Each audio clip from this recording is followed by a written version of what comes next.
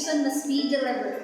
Broadcasting live from the home of champions and division of Davao City, the Santa Ana National High School, through the collaboration of local government of Davao City, presenting a guided and learning activities for the learner's own pace and time experience.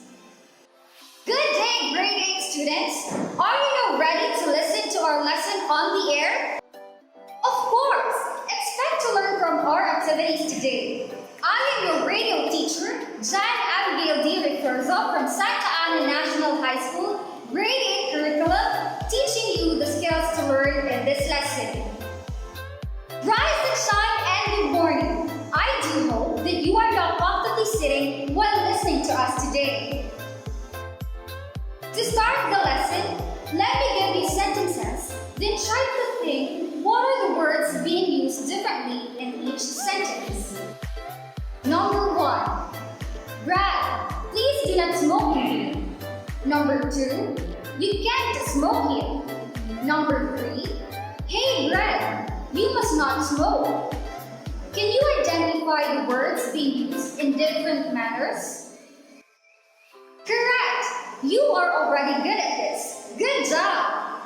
Now, I need you to get your handouts for this lesson about the use of modal verbs, nouns, and adverbs appropriately. Right now.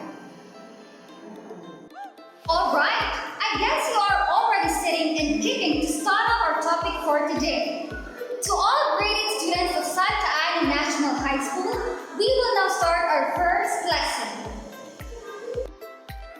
For those who just tuned in, you are not yet late. Get your handout about the use of modal verbs, nouns, and adverbs because we are about to start. To begin, we will be discussing 3 lessons on air. But first, we will discuss the first lesson. The first lesson is all about the use of modals appropriately. Let's start with the trivia. Did you know tete-a-tete? Again, do you know what is tete-a-tete? Tete-a-tete is a French word which means a private conversation. Now, you will get to know more about modals by reading the conversation on the page 6 of your module. You can follow with me while I read to you the conversation. There are 2 persons in this conversation. First is Isaac and the second is Joanne. Hi Joanne, how are you today? Well, I am good. Did you make your assignments in English? Oh, I forgot about it. I haven't done my assignment too. Can we do it together later during our break? Yes, that's a good idea. You should bring your book and notes so we can browse over them. Gosh, I was in a hurry to go to school this morning. I forgot to check on my backpack. I might have left them. No worries. We can share with my book and notes. But next time, you ought to prepare your things before you sleep so you won't forget them. Thanks, Joanne. You really are my best friend. Can you identify the bold and italicized words? Correct! That's great! The bold and italicized words are can, should, might, and ought to. So, let's check your memory. Do you know what is verb?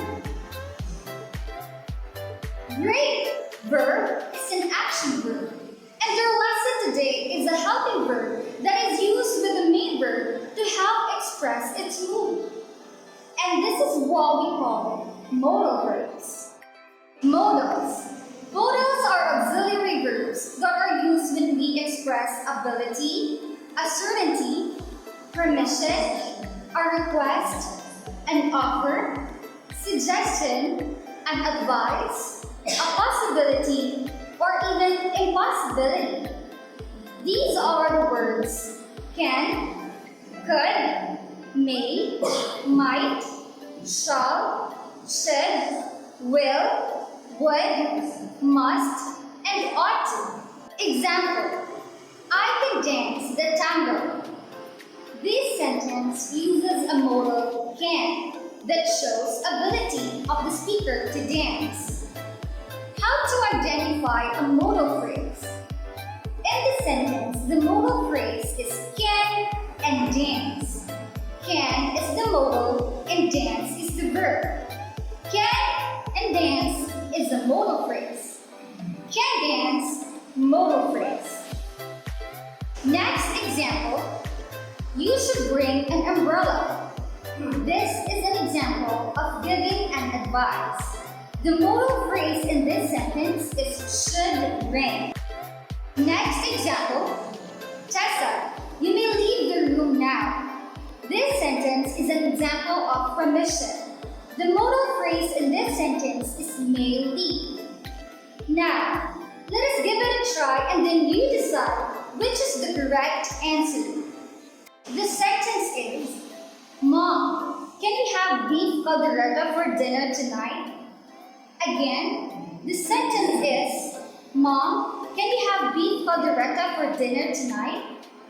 The question is, what words in the sentence compose our modal phrase? These are our options. Letter A, beef caldereta. Letter B, for dinner.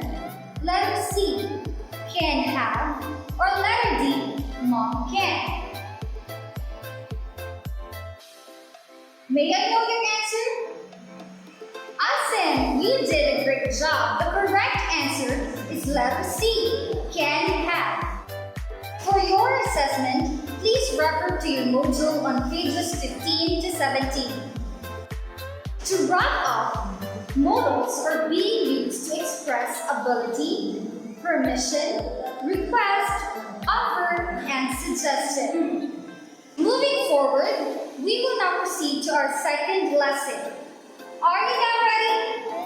But once again, I am your radio teacher, Jan Abigail D. Victorzo from Santa Ana National High School, Grade 8 Curriculum. Take it away, Mami Jane.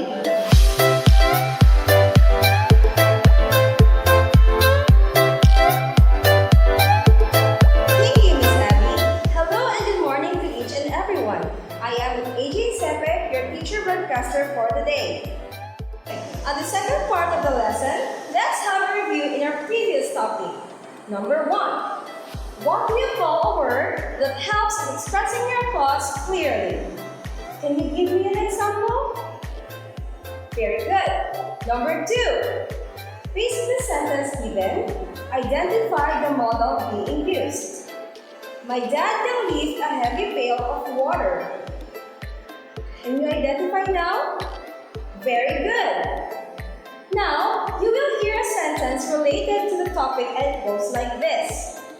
Wow, this is great. I can see a flock of birds and a troop of scouts from here. Can you identify those words? Do you have any idea what are those words? Alright, the sentence you just heard talks about noun. Noun are words that name a person, place, or things. Example, Brad, please do not smoke in here. The noun of the sentence is Brad. Number 2, the school is beautiful. The noun of the sentence is school, which is a common noun. In this module, we'll be focusing more on the discussion about collective nouns. Going back to the example sentence, wow, this is great. I can see a flock of birds and a troop of scouts in here. The collective nouns are a flock of birds and a troop of scouts. That means collective nouns are names for collections of things, animals, or people. Other examples for collective nouns are a patrol of policemen, a class of students, a choir of singers, a panel of judges, an army of ants, and a school of fish. Let us test your knowledge on collective nouns. Complete a collective noun. A loaf of? Do you have an answer for this one? Correct! A loaf of bread. It's good to hear that you're following and learning from our topics. You just have to practice and you will definitely master it. For your assessment, please refer to your module on page 25, Activity 5. Once again, I am your teacher broadcaster, AJ Sepe from Santa Ana National High School, Grade 8 Curriculum.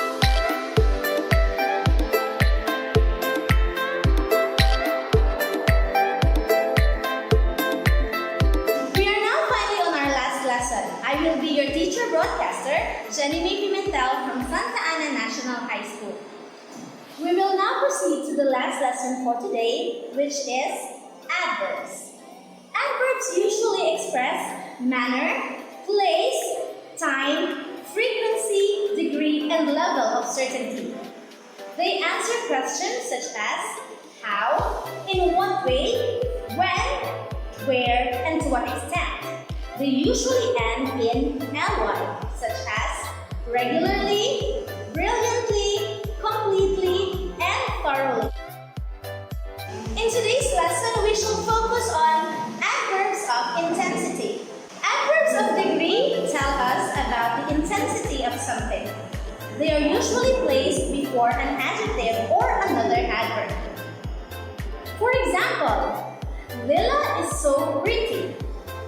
So is your adverb of intensity. It modifies the adjective pretty. How pretty is Lila? She is so pretty.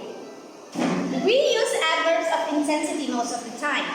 Others are absolutely, fully, fairly, almost, a bit, and scarcely. Let's try this. The weather is blank bad today.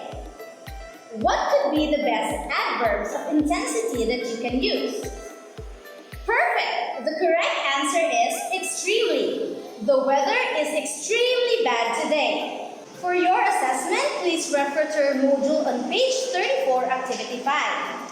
Congratulations! You are already equipped with the use of modal verbs, nouns, and adverbs appropriately. Once again, this has been your teacher broadcaster, Jenny May Pimentel,